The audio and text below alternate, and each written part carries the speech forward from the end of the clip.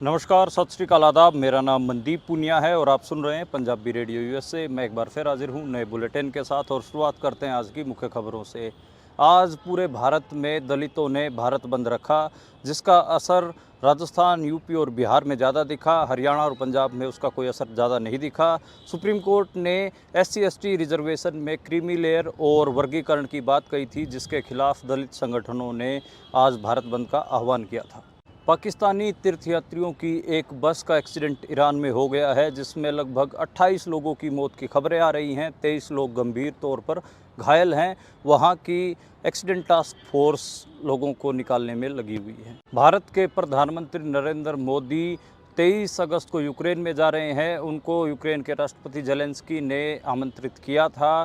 प्रधानमंत्री नरेंद्र मोदी यूक्रेन के बाद पोलैंड जाएंगे। कहीं ना कहीं लोकसभा चुनाव में उन्होंने यूक्रेन वॉर रुकवा देने की अपना PR एजेंडा चलाया था, जिसको सच दिखाने के लिए कहीं ना कहीं वो यात्रा कर रहे हैं। चल रहे किसान आंदोलन में शंभू बॉर्डर खोलने के लिए हरियाणा पुलिस, BJP नेताओं और किसान नेताओं की बैठक हुई, जो कि बेनतीजा रही है। किसान नेताओं ने साफ कर दिया है कि हरियाणा पुलिस अगर बैरिकेड खोलती है तो किसान अपने ट्रैक्टर ट्रॉलियों के साथ दिल्ली में मार्च करेंगे। BJP नेता रवनीत बिट्टू ने बाहर निकलते ही कहा कि किसान नेताओं को विदेशी फंडिंग मिल रही है। उन्होंने कहा कि बम और कृपान लेकर हम किसानों को दिल्ली नहीं जाने देंगे। आपको पता ही है कि रवनीत सिंह बिट्टू पहले भी एंटी सिख बयान दे चुके हैं और उन्होंने कृपान को लेकर आज फिर बयान दिया। हरियाणा विधानसभा चुनाव को लेकर BJP और RSS में टकराहट दिख रही है। दोनों दो फाड़ हो गए हैं। RSS चाह रहा है कि 70% से ज़्यादा नए चेहरों को टिकट दी जाए, वहीं BJP पुराने चेहरों पर ही दांव खेलना चाह रही है। तो आने वाले समय में देखना होगा कि किसकी ज़्यादा चलती है। हरियाणा विधानसभा चुनाव से पहले ही दुष्यंत चौटाला की पार्टी के 10 में से 5 विधायक पार्टी छोड़ चुके हैं। उनमें से 3 विधायक कांग्रेस में शामिल हुए हैं, वहीं 2 विधायक कहीं ना कहीं BJP से टिकट चाह रहे हैं। इसको लेकर दुष्यंत चौटाला ने कहा है कि उनकी पार्टी के नेता उनके साथ गद्दारी कर रहे हैं, जबकि खुद दुष्यंत चौटाला किसानों के साथ गद्दारी कर चुके हैं। ये थी आज की मुख्य खबरें। अब करते हैं इन खबरों का विश्लेषण और शुरुआत करते हैं पहली खबर से। पहली खबर आज भारत की राजनीति में सबसे ज़्यादा चर्चित रहा भारत बंद। भारत बंद दलित संगठनों ने बुलाया था और उनका रोष प्रदर्शन इस वजह से वो रोष प्रदर्शन कर रहे थे क्योंकि सुप्रीम कोर्ट ने SC/ST रिजर्वेशन में क्रीमी लेयर और वर्गीकरण की बात कही है। पहले मैं आपको पूरा मामला समझा देता हूँ। देखिए, दरअसल पंजाब में और हरियाणा में वर्गीकरण पहले भी लागू है, यानी कि जो SC रिजर्वेशन है, दलित रिजर्वेशन है, उसके अंदर कई ऐसी जातियां हैं जिनके लोगों को वो फ़ायदा नहीं मिल पाता है। इसलिए SC-A और SC-B 2 कैटेगरी बना रखी हैं और कई ऐसी जातियां हैं जो सारे का सारा रिजर्वेशन एक हिसाब से कंज्यूम करती हैं। तो इसको लेकर सुप्रीम कोर्ट ने भी कहा था कि दोनों में वर्गीकरण किया जा सकता है, जिसके कारण जो ऐसी वंचित जातियां जिनको रिजर्वेशन का लाभ नहीं मिला है उन्हें भी लाभ मिल सके। तो ये एक मुद्दा है। दूसरा है क्रीमी लेयर का।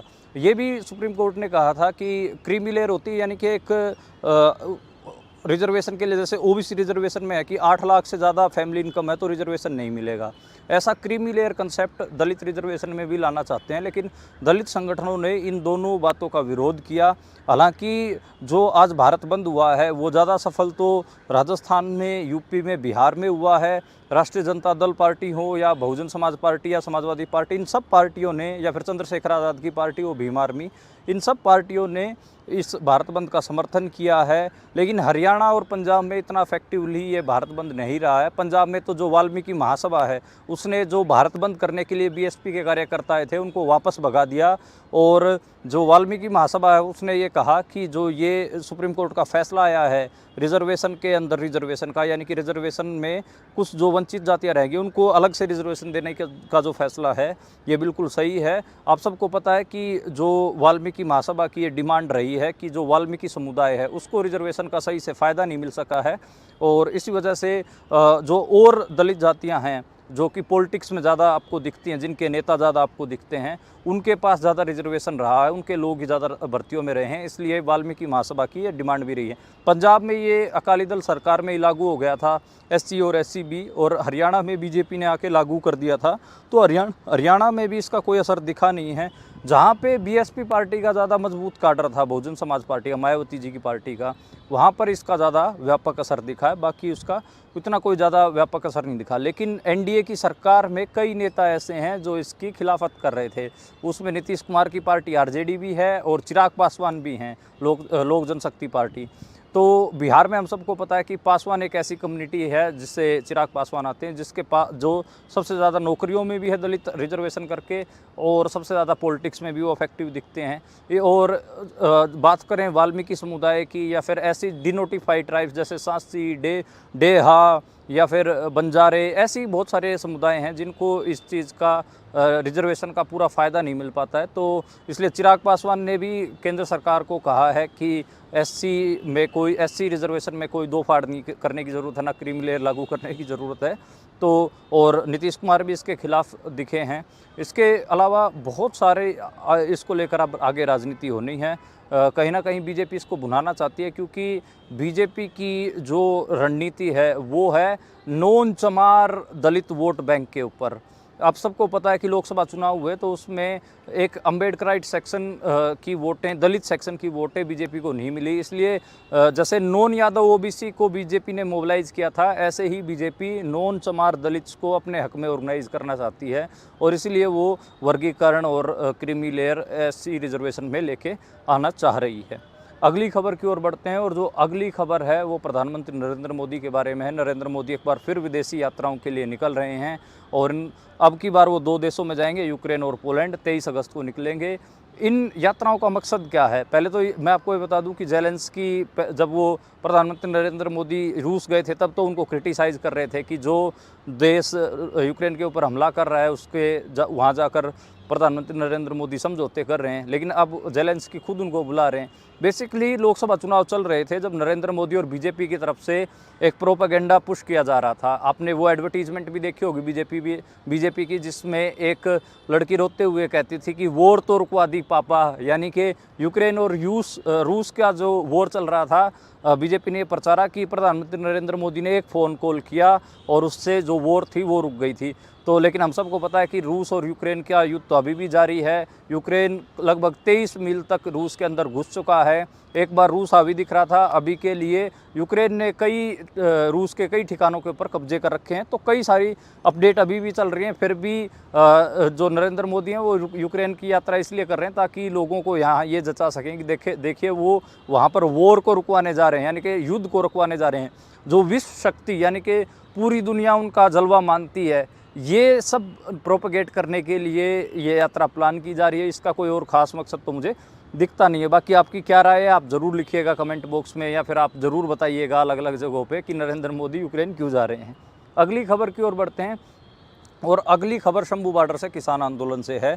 आज किसान आंदोलन से एक इम्पोर्टेंट अपडेट आई है। वो इम्पोर्टेंट अपडेट ये है कि हरियाणा पुलिस, बीजेपी नेताओं और किसान नेताओं की एक बैठक हुई, जिसमें सुप्रीम कोर्ट ने जो फैसला दिया था कि आप थोड़ा सा तो रास्ता खोल सकते हैं, और उन्होंने कहा था कि हरियाणा पुलिस और जो नेता लोग हैं उनको एक प्रयास करना चाहिए ताकि किसानों से थोड़ा सा रास्ता खुलवा सकें। पहली बात तो जो रास्ता रोक रखा है वो किसानों ने नहीं रोक रखा, वो पुलिस ने रोक रखा है। तो पुलिस खुद खोल सकती है एम्बुलेंस के लिए या स्कूल बसों के लिए, जैसा कि सुप्रीम कोर्ट ने कहा था।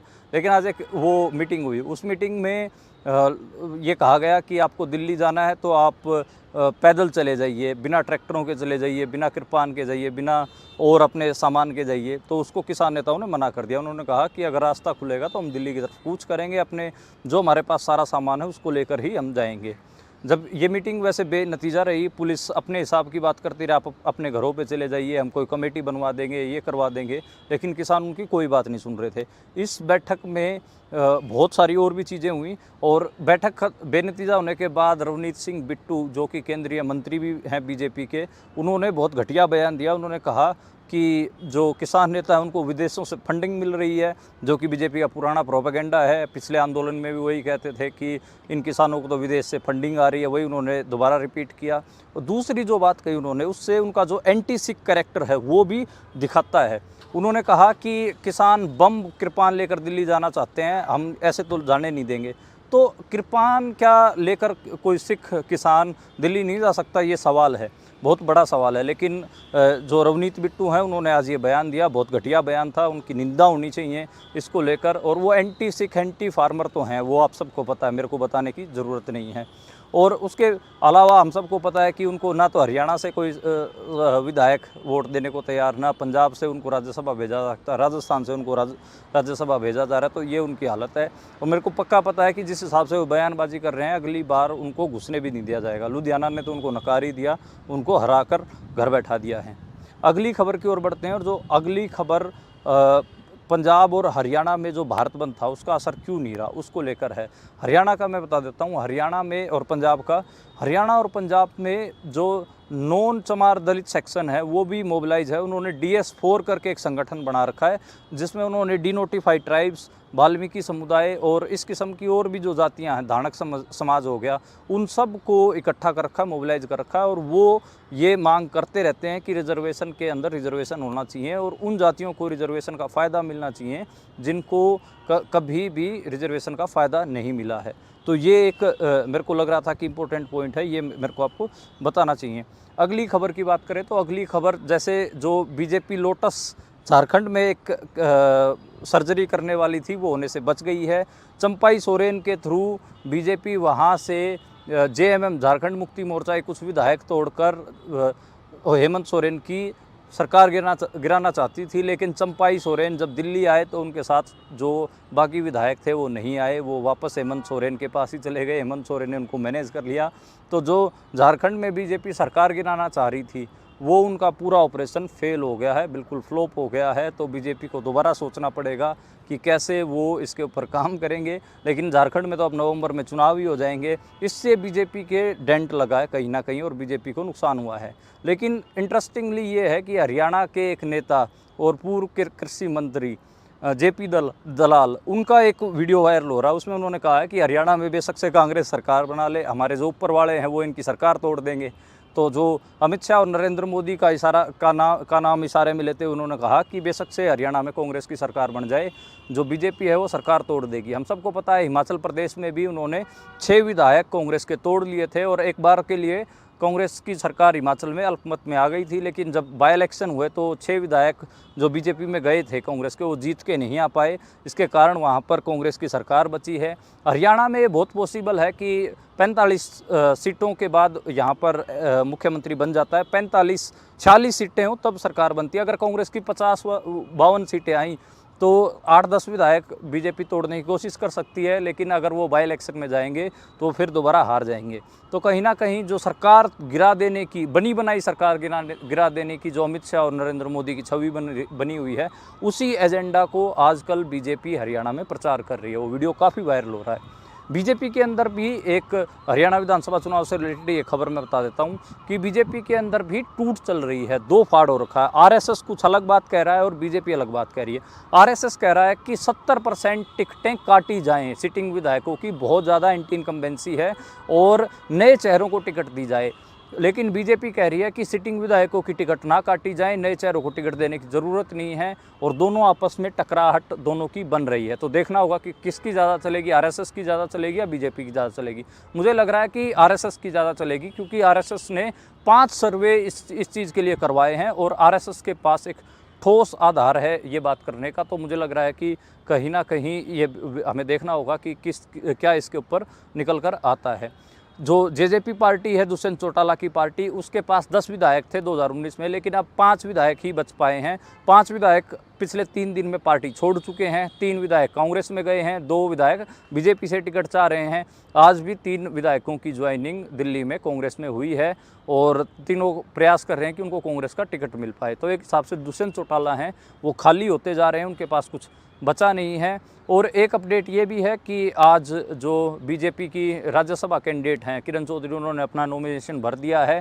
कांग्रेस की तरफ से कोई कैंडिडेट नहीं उतारा गया है। तो एक हिसाब से कांग्रेस ने राज्यसभा चुनाव के लिए उनका अपना मैदान खाली छोड़ दिया। तो ये भी एक चिंता का विषय है। मुझे लगता है कि उनको मैदान खाली नहीं छोड़ना चाहिए था, जबकि 5 विधायक तो JJP की टूट के आ ही चुके थे। 5 विधायक भी अगर कोई अच्छा कैंडिडेट होता तो मेरे हिसाब से मिल जाती वोटें, पर ऐसा नहीं हो रहा है। तो कांग्रेस को कहीं ना कहीं नुकसान तो इसका होगा।